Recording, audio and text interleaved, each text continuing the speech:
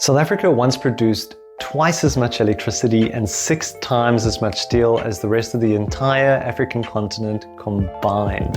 Today, the country is in the grip of an electricity crisis, and steel production has dropped to twice as much as the rest of the continent. There's a long, fascinating history of people from all corners of the globe who came here with their knowledge and skills, willingly or unwillingly. Today's guests keep that legacy alive in the face of overwhelming odds. With their roles shifting from builders to fighters, squaring off against inefficient bureaucracy and a struggling economy, they're still here and they have no interest in stopping what they're doing. This is their story. And that brings us to today's guests. Our first guest is Sagren Moodley. He is the chairman of POLASA, the Powerline and Substation Association of South Africa. He's also the CEO of MetPress. They are a metal pressing factory specializing in products for the powerline industry. Our second guest is Udo Topke. He is an engineer and he has decades of experience in steel manufacturing. He's also considered to be one of the foremost experts on telecom design and CEO of Tower Plan Africa, specializing in steel structures, mostly for the telecom industry. I went to visit their factory to learn more about the South African steel industry, what it's like to run a manufacturing company, and most importantly, their personal stories. So the video has been split into 2 parts. Part 1, Sagren. Part 2, Udo. Quick disclaimer, we shot both videos on the same day and unfortunately ran out of time with Udo's video. I also just want to say a big thank you to Udo and Sagren for letting us come and interview them.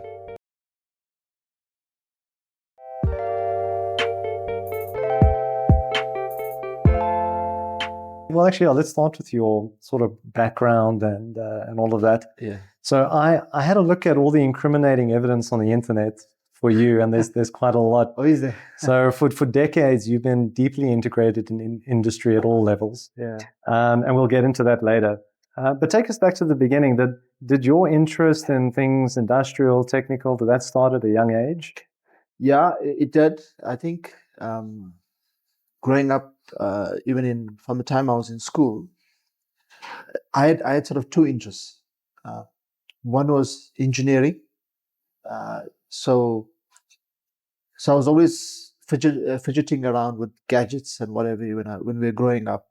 Even if I didn't know how the thing worked, sort of played with it, sometimes dangerously.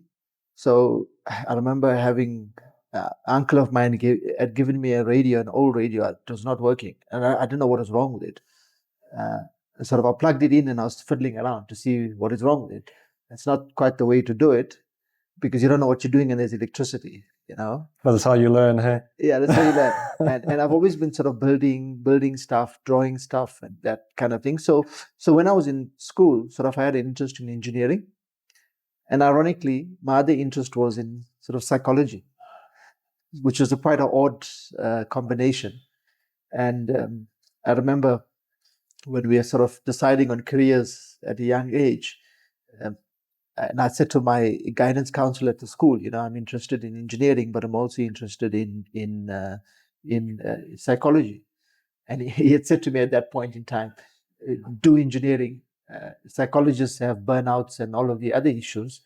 And so I did listen to him, and I'm glad I did. I did engineering. So it was the right choice. It was the right choice, but I think as individuals, we sort of have natural inclinations. And I did have a natural inclination to psychology and people. So I think the nice thing about where I'm sitting now is that I've got an engineering background and I'm dealing with people. So in a roundabout way, I've got to do both now. Yeah. Although I made the initial choice of choosing engineering, I think naturally I just gravitated to both now. So if you ask around engineering, yeah, there's always been that interest in engineering. I mean, yeah, you could say, you could analyze people clinically from like a psychology point of view, and maybe that wouldn't have been as fulfilling as working with people in the manner in which you do now, where it's almost like you have to learn. You almost have to learn how people think, how people react. When you're in a work environment, you see people 5 times a week. People are not always going to be consistent. You need to know how to get the most out of your employees. Correct. And maybe that's a bit more rewarding than analyzing somebody from like a scientific or from a clinical point of view. And I think further to that, I think if you sort of just doing psychology on its own, you sort of listening to people's problems as an outsider, sort of advising, but not really getting into the ring and trying to solve the problem, right? So I think where I am now in terms of being involved in an organization, in commerce, etc. I mean, you can you are in a position now to meaningfully change people's lives, right? So it's not about just giving fish; it's now helping people to learn how to fish. Sort of that sort of concept. Right. So when you were growing up, was there someone who was your biggest influence, someone who you would give credit to with guiding you down the path that you've got to now, maybe help spark some of your interests in people and in industry and all things technical? I think not necessarily in a specific field as such inspiration, but I think my late father was sort of, I would say, my first and my biggest fan or believer. So even when I was growing up, sort of he always had the confidence that I would do something, and I think that was very empowering when you're growing up, because we didn't grow up in a very fancy, lavish environment. But I think his belief in me is what sort of spurred me to do more. Okay, and I think it's very empowering when a parent believes in their children and they articulate that belief in them. Okay, it's sort of like it's like sort of special powers that you have, that someone believes in you. So I wouldn't say that somebody inspired me sort of externally to want to go somewhere. I think it was my father's belief in me that's inspired me from the inside. Okay. To want to run towards something. So would you say, he sort of helped you identify what your interests are, and then he encouraged you to explore your interests. Correct. Instead of trying to teach you what he knows. Correct. It was almost like sort of awakening the giant in you, and to go wherever you wanted to go. Yeah. As opposed to saying that's the path and that's what you should follow. Yeah. And I think often that's what we're trying to do, even at MedPress, even the companies we're doing, is like to almost give people hope. You almost want to,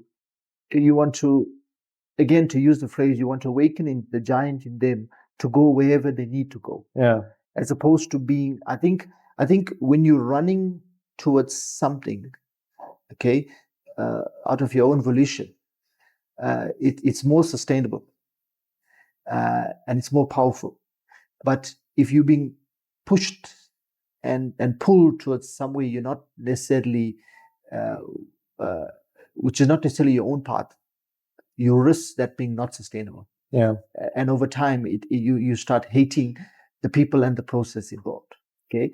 So I think with my father's sort of belief in me, I found my own path, knowing that he was there. And unfortunately, he passed away when I was quite young. I was 20 years old, I think. Oh, wow. When he passed away. Very young, yeah. Yeah. Okay, so you could almost say, everybody's sort of got like a potential. And you've learned from your father that most people, everybody has a potential. And then the trick is actually uncovering what that potential is. Correct. And what you've now done is within your factory, within your business, you've tried to, or you've actually implemented that philosophy. Yes. And what you do now is you bring people in, you encourage them to find out what their potential is or what their interests are, yes. what could pull them down or guide them down a certain path, not pull or push them down a certain path. And then you encourage them to explore that and find that out. Yeah. So if I use an analogy of at risk of getting philosophical, if I use the analogy of a car, I think as the older generation, more experienced generation, we should be striving to fill up the tank in the car, not necessarily dictating where this car goes to, at what speed it travels at, which direction it goes to. Rather, if we are able to fill up the tank, and in this case, we fill up the tank with hope for the future, belief that you could do something with your life. If you can start filling up the tanks with that fuel, jet fuel, I think the vehicle will go where it needs to go.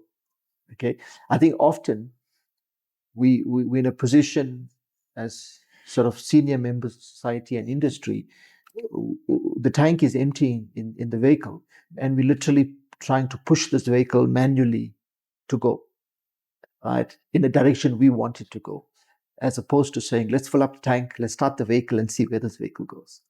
I think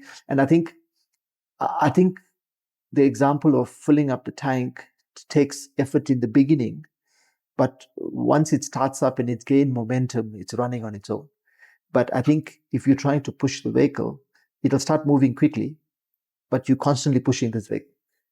It does not develop its own momentum because it doesn't have an engine that's driving. Yeah. And for me, that engine is inside people. Yeah. You got to get that engine going, and then people will run on their own. It's like breaking that inertia. Correct. Yeah. So you've had quite an interesting career. Yeah. I mean, you worked for some government organizations or parastatals. Yes.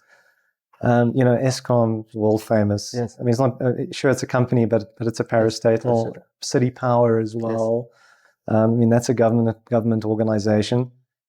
Did you learn anything interesting or have any interesting experiences or life lessons from working in the public sector? Obviously, now you've come to the private sector, but very few people have that contrast. Firstly, I'm forever indebted to Eskom for having trained me. I mean, I initially studied. I did electrical engineering, and towards the latter part of my studies, Eskom actually funded me. They gave me the opportunity to train with them, and after I completed my training, they gave me a job. There's that car getting filled up with gas. Correct. Absolutely. And that was critical. And even when I studied further, they sponsored my master's degree. Wow. So it's about, again, filling up that tank, and they did a fantastic job with giving me that opportunity. But and the big difference, I think, between a parastatal type organization and a private industry is that at the start of a financial year in a parastatal, you start with a bucket full of money, and the objective is to empty this bucket. Obviously, prudently, right? You've got to so you're given a budget, and you've got to build infrastructure. So you start at the beginning with a full bucket of money, and you're asked to empty this bucket by putting infrastructure. The contrast to private industry is at the beginning of a financial year, you start with an empty bucket, and your objective is to fill this bucket. And so the thinking is very different when you want to empty a bucket versus fill a bucket. The objectives are so different. The objectives are different. But I'm glad personally I walked through that process of working for a parastatal and then going to private, because it also allowed me the opportunity to refine my thinking without having the pressure of having to fill a bucket. Okay, so you can focus on your technical knowledge and all of those. And so when I came into private, sort of the technical academic stuff was done. Okay, and now I had to obviously deliver as a private entity. Okay, I think also the opportunity of working in a big organization like Eskom, it does expose you to bigger thinking. The world is bigger, opportunities globally, what's happening, etc. I think the risk also of just starting in a very small organization is over time your thinking starts getting limited. You confine to the thinking within that organization. Okay, and I would think the other big benefit of being on both sides is you can now understand both sides of the fence. What happens in private, what happens at a parastatal. And so even now in my position as the chairperson of the Powerland Association, I'm able to sort of balance what industry needs to sort of what Eskom needs, and sort of guide the industry how we need to go to obviously achieve a common objective, of trying to grow the country. Let's jump forward to MetPress. So Yes. company growth. So MetPress, I saw it started in the 70s. Correct. Is it family owned, or was this an entrepreneurial venture? After I'd left City Power, I became the managing director of a company called Genlux Lighting. They were a lighting manufacturing company. So that was my first step into private industry. From being a parastatal of City Power, I became managing director of Genlux, and one of my roles in Genlux was to look at, obviously with an engineering background, to look at how we can improve the product that we were manufacturing. So we're a manufacturer. So how do we improve the products technically, look at pricing and all of those issues. And one of the things I had done was I'd engaged a lot with the manufacturers in the industry that Genlux work with, obviously to look at engineering options and all of that. As part of that process, I engaged with the owner of MetPress. His name was Eni van den Berg. And Eni at the time was 74 years old. And Was he the founder? He was the founder. So he started MetPress. So MetPress stands for metal pressing. It's as simple as that. So he was the founder. But when I'd engaged with him, he was already 74 years old. He obviously was looking to retire, and he didn't quite have a succession in terms of family to take over. And at some point, he said to me, "You know what? I'd like you to take over this, to look at the option of taking over this company, Wow. etc." As about, because he wanted to retire. So you guys just had a great relationship, Yes, and he wanted to hand over his, which is actually quite nice as well, because when we started talking about the takeover, it wasn't a purely a transactional engagement, because we kind of knew each other. He knew, for him it was a legacy that he wanted to sell it to somebody who was going to continue the company, not just asset strip it or shut it down or anything like that. And for me, I knew who I was dealing with. So initially, I said to him, I'm not really interested. First, I'm an electrical engineer. I'm not a mechanical engineer. So I wasn't quite interested. But he said to me, why don't you just put together a consortium of people and buy it? And sort of the consortium concept was sort of new to me. What is a consortium? How do you put this together? Go hit Google. What is a consortium? Correct. So it was sort of new chartering new waters. But so eventually I managed to speak to two other people I had known, and they said, okay, let's give it a bash. So I was still based at Genlux. I was still managing director at Genlux, and we bought MetPress through a transaction with Henny. And the idea was to have a manager look after the business while we were still the idea was to separate shareholding from operational management. But I think after a month of us taking over, and me being more involved than the other two partners, I realized that the business was in a lot more trouble and it needed a lot more work than we had anticipated. And this is not something you could outsource to just a management team.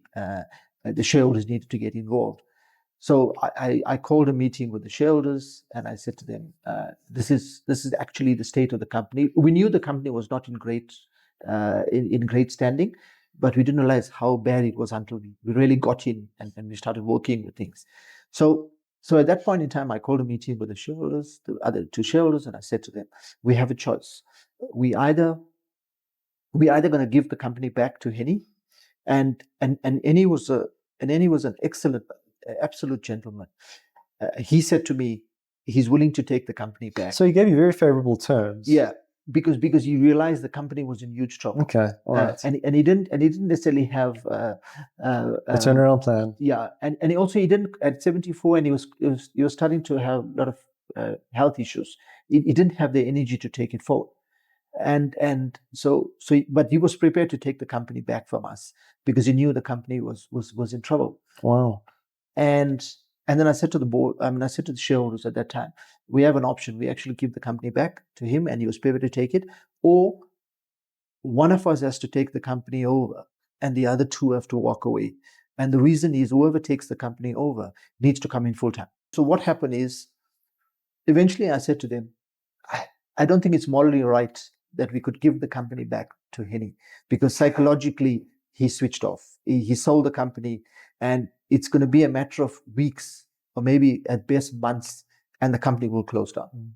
I'm sorry, in timeline, when was this more or less? 2005. 2005. Yeah. Okay, so industry was doing pretty well back then. Okay, it was doing well, but mid-press in particular was not doing well as well, at all. Was the timing right? The timing was right from the perspective that I was about 30 years old, and I said to my wife at the time, this is an opportunity. So when we're deciding which three of us are going to take it over, the other two shareholders were not quite interested because they had jobs and practices that were well established. There was no reason for them to take a risk and leave that to a company that wasn't. But you were ready to make your mark on the world and, correct. and grab the opportunity. And I was lucky, and probably one of my greatest gifts is that I've had the support of my wife throughout. Okay, and when we sat down, we said that if not now, when? I mean, I was 30 years old. I could take a chance now. I only had one child at the time, and so we said, but financially at that time there was no reason to do it, because I was managing director of Genlux. I earned a very good salary. I was very comfortable. I drove the latest Mercedes Benz. I sought that for a business that was probably going to fail, a business that could not pay me a salary. And I swapped my brand new Mercedes for a very, very old Nissan hardbody. I thought you were going to say an old Mercedes. No, a Nissan hardbody. And the funny enough, I finally realized why they call it a hardbody, because it was bloody hard on my body. It was really, really bottom of the range, and it had been used for, I don't know, a few decades before that. So character. Yeah, character. So I think, if you ask me about risk, it was a huge risk. How did you feel when you walked in here for the first day after you'd agreed the other two guys were gone? You told Henny you were going to give this a shot. Spoke to your wife. Yeah. She says, "Have at it." And actually, and I must say, I say, my father supported me when I was growing up, and that was a huge blessing. Oh wow! And then my wife to follow. I've done things where I was sort of betting the house farm. Betting the farm. I was betting the farm on this, and she supported me. A comment always was, "I believe in you, and I'm with you.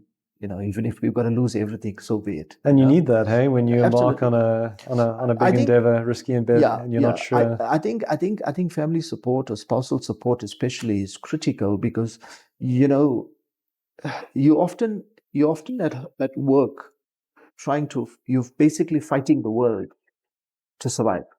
Okay, and the last thing you want to happen is that when you go home, you're having another fight. Okay, you almost want to fight the battles out in the world during the day, but when you go home, it needs to be your safe space. A place where you can sort of share without having to hide stuff. You can share, ups and downs. Go hang up your armor and that's just plain me now. This is just bare me, And I think that's important. And I think for me, has really been a blessing for me over time, because I could fight the battle at work, and it was a battle, because I can tell you I've been here now for 20 years. For the last 10 years, and this is no exaggeration, for the last 10 years, I think every day I asked myself, why am I doing this? Because academically and experience-wise, I could be in another organization, all right, and literally switch off at 4:00 and have the weekends off, etc. But I chose to work in a place or be part of a place where there was no guarantee. In fact, I initially, for the first over a year or so, I didn't even take a salary. We were just living on the savings that I had from before. And you constantly ask yourself, why do you do that? But I think when we initially started talking about fueling this tank, about doing something better, all right? And I think one of the things that has sort of guided me throughout, because I think as an entrepreneur or as an industrialist or business owner at the top, it can become very lonely and cold.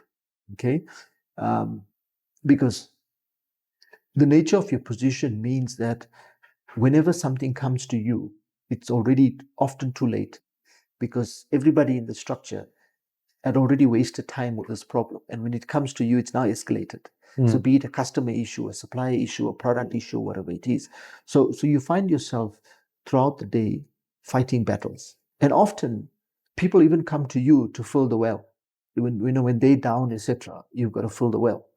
So I think the big challenge that people at the top of the organization face is that their well is also getting empty. And who's filling that well? And how do you fill that well? Because if you don't, you also suffer with burnout, or you lose the plot. My sort of well, besides the support of my wife, my mother, and my father, besides that support, sort of a deep spiritual understanding, an appreciation of why I'm here, or sort of what is my purpose. And that's sort of been sort of my guiding light of why I do things all the time. Well, that's great. I mean, because depth of understanding. Yeah, I mean, you take it back to your background story. Yes. You speak about helping somebody find the potential, find something that interests them. It's almost like a lifelong project that's very personal to you. Correct. that yes. You identify and then you chase. And it's just amazing. So it started with your family. Yes. when you were a young boy, and you've sort of just projected that same ideology forward. Correct. Into your business dealings going forward, and I think that's great. So just to touch on what you were asking me, you're saying just now, I think I spoke about the fact that in the position that we have, sometimes you're left alone to solve all of the issues.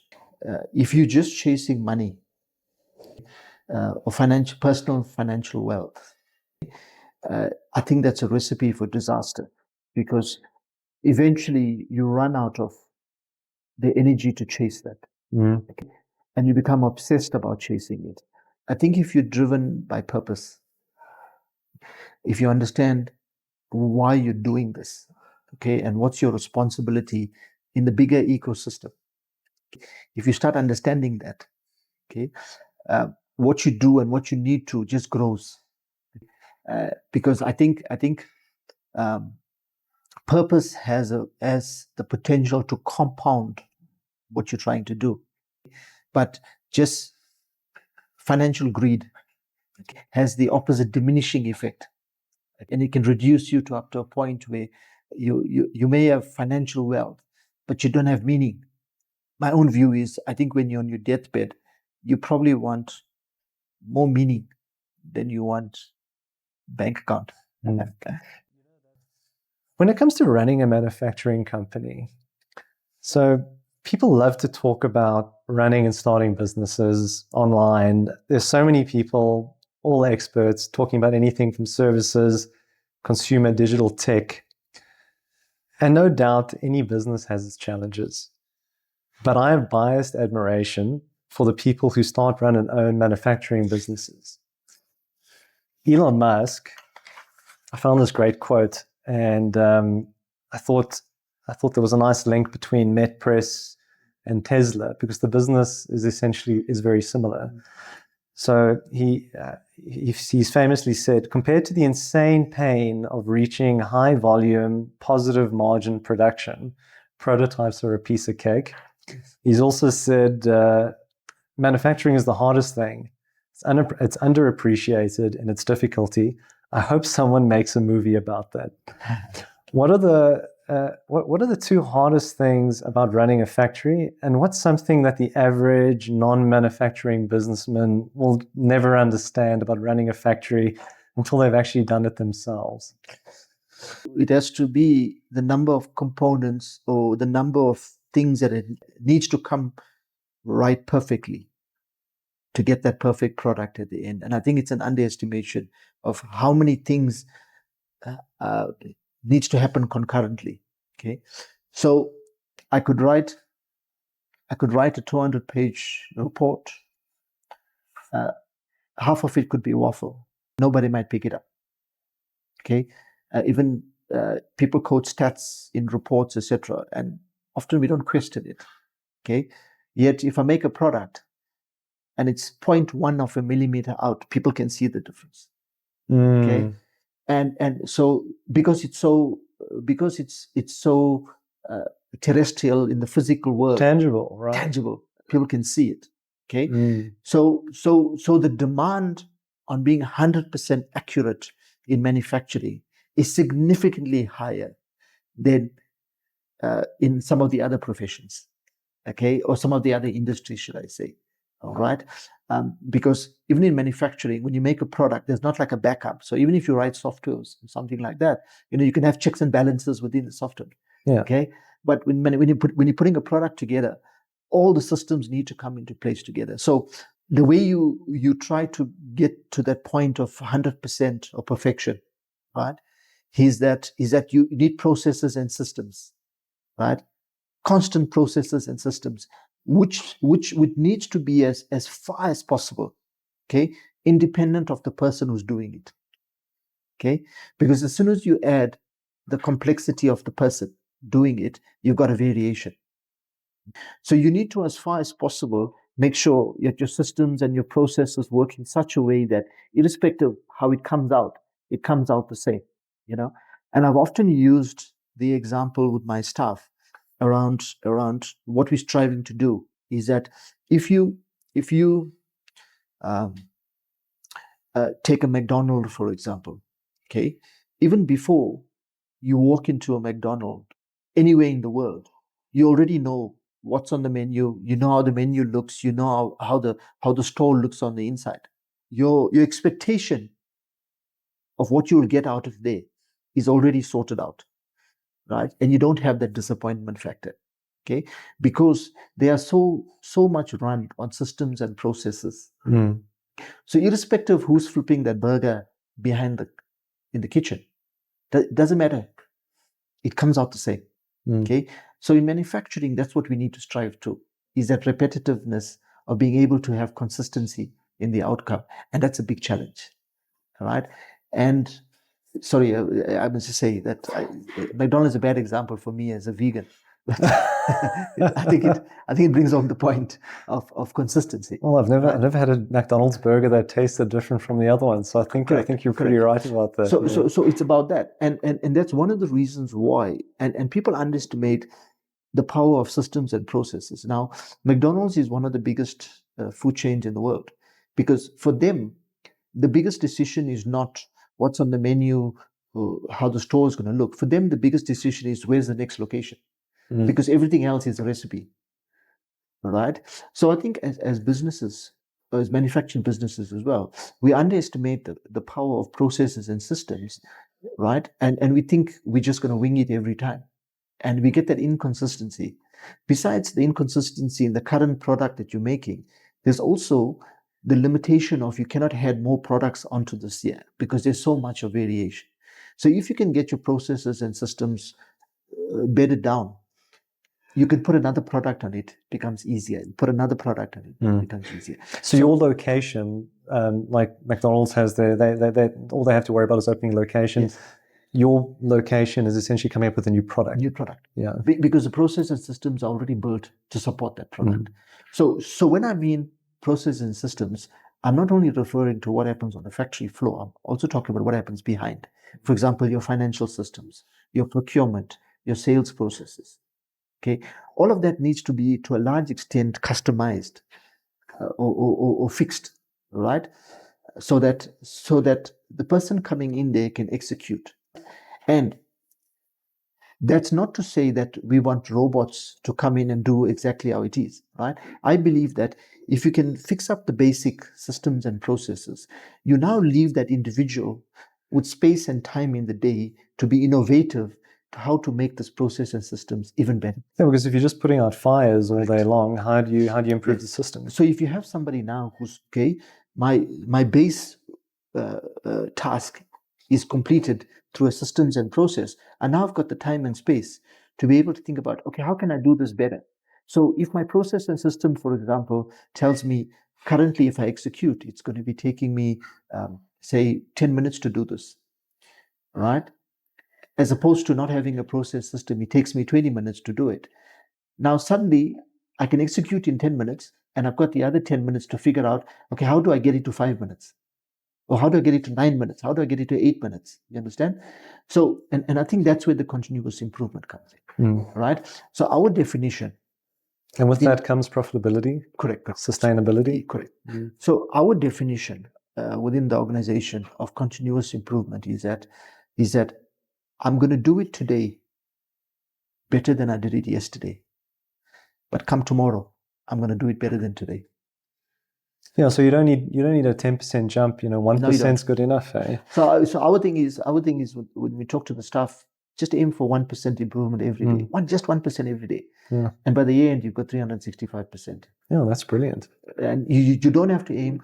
I think sometimes step change is overrated. I think incremental change, consistency, right? So if you speak to most successful people, they will tell you it's not about the step change.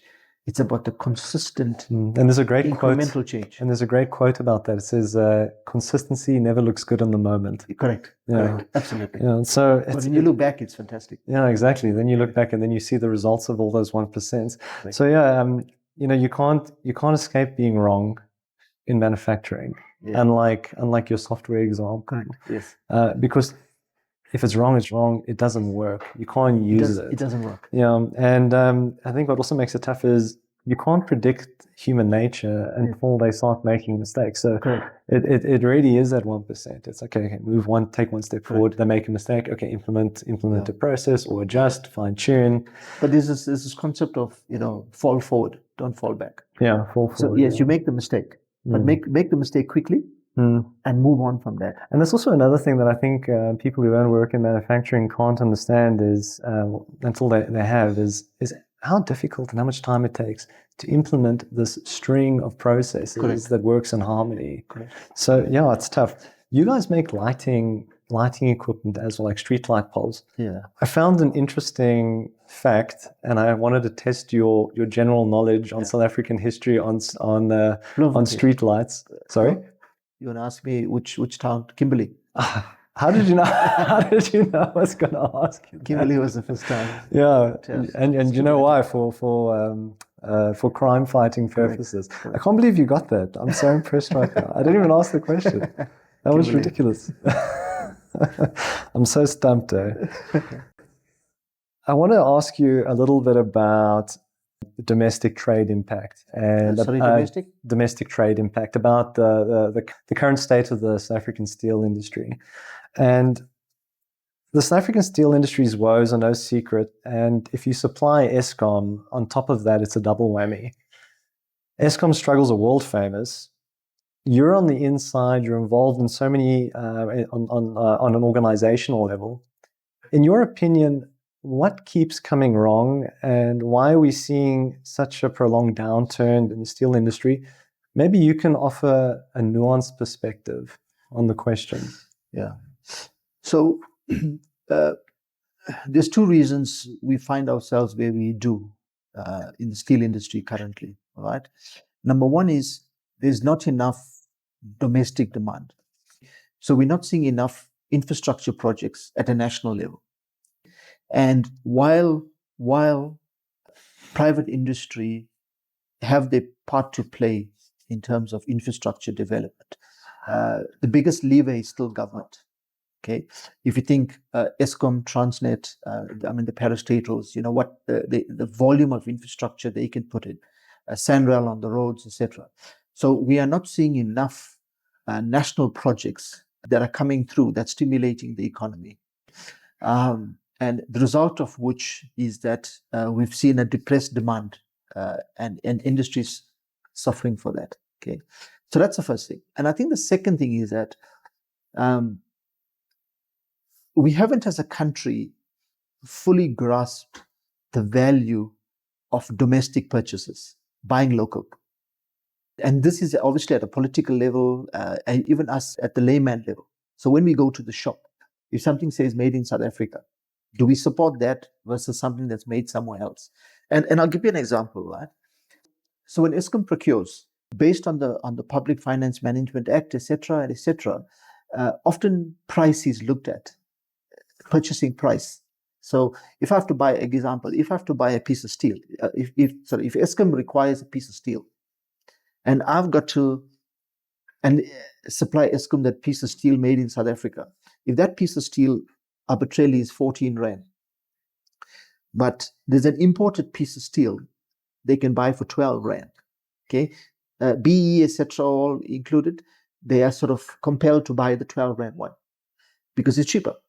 We don't look at the full cycle, because my 14 rand steel includes taxes that's going to stay in this country. It includes employment of people in this country. So the government are not responsible for social welfare. Also included in my 14 rand piece of steel is the fact that I'm using Eskom's electricity to make that steel. Whereas the 12 rand piece of steel that's coming imported in the country is using somebody else's energy, somebody else's people, somebody else's taxes. Okay, so I think there's a premium to be paid for local product, and that premium is justified in the fact that you're getting the economies to spin.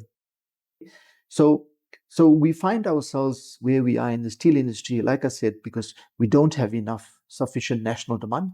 So we need more infrastructure projects. And secondly, the method of procurement needs to be rethought around the total cost of the product, not just what the price on the tender document. And that's really the village. And when you say total cost, what do you mean by that? I'm saying looking at, for example, everything together, taxes, keeping the money. Correct. Okay. So I think from a national perspective, we need to move away from social welfare systems that just give people money for being unemployed. Rather take that same X amount and give it to companies and say to companies, instead of giving this money to that guy, I'm going to give it to the company, but the company needs to top it up and give him a salary and employ him. Yeah, because you can create value with that. Correct. And it grows as it moves down the value chain. Correct. Because it comes back to what I was saying initially. Social grants give fish. Employment teaches you to fish and gives you skills. Is it patriotism or policy buying locally? Like, do you implement it with policy from the top down from government, or do you actually try and encourage South Africans or convince them that by buying locally, they're actually doing the right thing, make them feel proud to buy locally? From a SOE perspective, the procurement person there, irrespective of how patriotic he is, he has to follow policy. Okay. So there's a combination of policy when it's formal procurement happening, because if not, the procurement officer could be found wanting. And from you and I who walks into a grocery store, it's about patriotism. Because there's no policy. It's your cash, you buy what you want to buy. Yeah. But if you can see the value of, okay, if I buy local, the guy that had just passed at the traffic light was begging, he'll get off the street. Then that's worth it. Let me ask you about the future outlook. I got some stats here. Crude steel production has decreased 35% since 2008 to 2023. Yes. Operating in this industry is an uphill battle. Yet you're involved in or have been involved in several industry bodies. I'd say you believe in something. I mean, I've listened to you now for maybe, 45 minutes, and I'd definitely say that you believe in something. What gets you out of bed in the morning? Like, to come in here, fight the good fight, even though you know that it's a tough economy, to go to your POLASA meetings and go and be involved in all these industry bodies. I mean, it takes time, it takes energy and effort. Sure. I think we started talking about purpose. You need to know what purpose. Yes. What's your purpose in life? So, and I think that my purpose is very rooted in sort of spiritual belief in terms of why we're here. And it's a quest. I haven't got all of the answers. It's a search. But for me, if I have to take one, it's actually two pieces of spiritual text that come from different books. The one is around saying, too much is given, much is required. So that's a verse that says, essentially, to those of us who've been given more in the form of maybe financial wealth, intelligence, ability, talents, whatever it is incumbent on us to use those talents and those financial means and knowledge to benefit those who don't have that. Okay. So I think that for me, that's the first verse that gets me up and gets me moving. Is that a responsibility I do you feel, or do you just feel compelled to do that? No, it's something that I've adopted as my own. Okay. So I don't feel, for me, it's not a threat that I've got to do it. For me, it's something that I own because I think that's right. Okay, it's a belief. It's a belief. Yeah. It makes sense to me, right? For me, that's a belief that I own. It's not. I don't feel it imposed on me in any way. Okay, it's something that I own, and I believe that's the right way to go. Right. That's the first one. And the second scripture that I own is that you have the right to the work, but not the fruits of the work. Meaning that you need to do what is required to be done without trying to benefit from that. So you do things because it is the right thing to do and it grows greater to society, not because for selfish motives you say, I'm going to do this because I want this. Have you ever heard of a book called Shantaram about an Australian fugitive who escapes to India? No, So he breaks out of prison, escapes to India, and he starts working for a mob boss, like a mafia Yes. type guy. This guy was an immigrant to India, I think. I'm trying to remember the book. I read it a couple of years ago. I think he may have been from Pakistan or Afghanistan, and he takes this Australian guy aside and he says, do you know what the meaning of life is? Australian guy says, I'd love to know what the meaning of life is, and looks at him skeptically and then asks him to explain it. And what he says is, and it's something that makes a lot of sense to me, is, and I think it resonates with what you're saying, is life is this reaction that occurs on a linear line, so call that time maybe, and it moves forward. As this reaction happens, it becomes more complex. Yes. So as long as you're moving down the linear path and things are becoming more complex in a good way, then you are living a good life and you're in line with what the meaning of life is. Yes. So if you're adding to society, you're starting businesses, you're creating jobs, yes, you're adding complexity. Correct. But if you're just trying to enrich yourself and you're taking, you're actually decreasing complexity. If you're shutting businesses down, if you're getting people out of their jobs, you're removing complexity from the system, and that's bad. Correct. Yeah. What people often fail to realize that financial wealth or money is energy.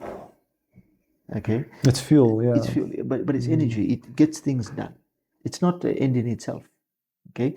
So if you're trying to do good with that energy, because I do believe that when you work for something beyond yourself, the sort of world conspires to work with you, okay, to make that happen because it's unselfish. But if you are selfish, the world doesn't conspire with you to get to where you want to go, right? Because I also think that if you working for something bigger, okay, your own financial needs are taken care of. You don't have to chase it. It gets sorted out. Yeah, you get to a point where you should be content. You'll have everything you need. Correct. Eventually, you get to a point where everything else will just become excess. Correct. And you could actually start dedicating your time to doing things that actually add value to the people around you, to society. It's exactly what I was saying, to you early on. Too much is given, much is required. Because I can only eat one meal at a time. I can only drive one car at a time. Okay. So it's about saying, okay, how do I move that? How do I ensure that somebody else is not going hungry? Okay. And I think a very important concept is that it's one of charity. Okay. And I think as a business leader, when you start taking these views, you start doing things more openly, open-heartedly, and not grudge. like creating employment, right? For example, right? So I'm less likely to give a guy cash at a traffic light, okay? Because for me, if I'm trying to help somebody, two conditions need to be met. The one is there a problem? And secondly, am I solving the problem? Okay. So for me, the guy at the traffic light, is there a problem? Yes. He wants money. Am I solving the problem? No, I'm not. Okay. So I'll rather take that cash and say to myself, how do I create something that creates employment that can solve the problem? So that every day he knows I'm coming to a job. And it solves the problem in a long lasting way, and Correct. potentially for Sustainable. more than a sustainable way, and Yeah. for more people. Absolutely. Yeah. If you were to come to power as a benevolent dictator, what sweeping changes would you make to support the manufacturing, primarily the steel industry in South Africa? And you're not allowed to execute anybody because you're benevolent. So for me, the single biggest thing, I would enact policy that fosters localization of everything. Okay, so South Africa's demands must be met in South Africa. So it must be manufactured in South Africa. Okay, obviously to a point where, especially on the high volume stuff, okay, there's some technologies, etc., that we may want to import because there's a center of excellence somewhere in the world. So I'm not at all advocating isolation from the world. But what I'm saying is there are certain, like the steel industry is a classic example, where relatively old technology that consumes high volume of people. Mm. Yeah, Okay? mass labor employer. Mass labor employer. And given our unemployment rate in this country, okay, we can employ a lot of people if we just meet the demand locally. Okay. What's another industry that you would localize other than steel? So I would say generally manufacturing. Generally manufacturing, okay. because remember the service industries have a very finite number of, like call centers, for example. There's only a finite number of call centers you can have. Okay, but when it comes to manufacturing, it can grow exponentially, right? So I would say manufacturing in general, but obviously there's some industries we may not want to compete in. There's no economies of scale. Okay, but things like steel, construction, just general construction, farming, that's local, that we can consume. Yeah, focus on the big ticket items. Correct. And I think it's incumbent on us to be able to create that employment, especially for, given our demographics of the country in terms of education levels and all of that. We need people in jobs fast, and we don't need high-tech industries. Okay, we can become the manufacturer hub of Africa, for example. I mean, we've got the infrastructure. And that's how China started. Yes. I mean, China said, why do we need to make these difficult to make, expensive components when we can just buy them and then we'll just do the easy stuff here? Correct. And obviously China's history is all documented and we know where that led to. Correct. But it worked very well for them. I mean, you do the simple things first. And do them well. And it comes back to what I was telling you earlier on about systems and processes. Because when you have systems and processes for the simple stuff, and they're well managed, you can build on that. You can build on that. But if you don't have it, you constantly start from zero every time. Absolutely. Yeah. To all the young people who fantasize over opening up a factory, starting their own manufacturing business, and there are many who want to build something for a living. I mean, most people don't want to work in an office. It's no small feat, and it's not simple. I don't want to know the first, because that's what everybody talks about, and it doesn't just end there. What's the second most important thing a young, inspiring industrialist should keep in mind when starting their own company? Something that people often forget. So, I think I've harped on it a few times. Is that you build as you're building this business, you build it on systems and processes. So the question you need to be asking yourself constantly is, how do I render myself obsolete? Me in this business. Okay, how do I render myself obsolete? Meaning, how do I build this business that does not need my direct input on a daily basis? Okay, because if it does require your direct input on a daily basis, you've now entrapped yourself. Okay, and when you entrap yourself, you do not have the space to grow this business. Okay, so you need to be able to have so you as the business leader need to be the forerunner. Do it first yourself, almost perfect it as far as you can go, but build a system and processes where you can hand it over to somebody else and move to the next thing. Okay, one of the things I say to my management team as well, I always wait for the day when you can come to me and say to me, I've got nothing to do. Because everything is systematized, there's a process, my staff are empowered, they've been trained, they're running, what do I do? And never ever fear that I'm going to fire you, because you're the guy I want, because I'm going to find something for you now to take us to the next level. Mm-hmm. But if I come to you and you're constantly under a pile of paper and you can't breathe, and I'm saying there's something wrong with you, the way that you're managing your system is because you've made yourself the center of this, that you become the bottleneck. So to answer your question, I'm saying any young entrepreneur or industrialist who wants to build a business, build it without you being the center of it. I have a funny anecdote for you. Yes. I have a German friend who bought a company with two partners. It's a factory. They bought it, yes, and they make electrical motors. Yes. And he manages the production, and he implemented processes and systems so well that I used to phone him and he used to say, I don't have anything to do. Correct. He says, I've got people who do my job. And then he decided that he wanted to sell. The three partners, they decided they want to sell the company. But now his girlfriend is pregnant, or his partner is pregnant, and he would like something a bit more sustainable. So the problem he's found himself in now is if he sells the company, you don't need him. Yes. But he'd still like to stay employed at the job. So now what he's trying to do is he's trying to dumb down. He's trying to dumb down the system so that he can make himself more necessary to the company.